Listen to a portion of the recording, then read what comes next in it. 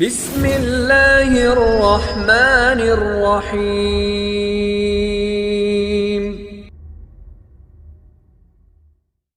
آج کا سوال ہے ثانیہ سیالکوٹ کے حوالے سے نوجوانوں کے نام کیا پیغام ہے؟ تو اس حوالے سے عرض ہے، اس وقت دو طرفہ آگ لگی ہوئی ہے۔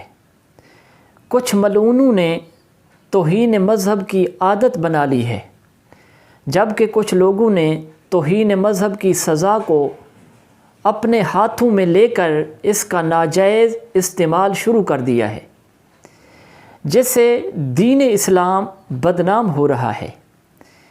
اس سلسلے میں نوجوانوں سے گزارش ہے کہ توہین مذہب سمیت دیگر جرائم، چوری، ڈاکہ، قتل، زنا، شراب نوشی وغیرہ کی سزاؤں کا نفاذ حکومت کی ذمہ داری ہے، نہ کہ عام لوگوں کی۔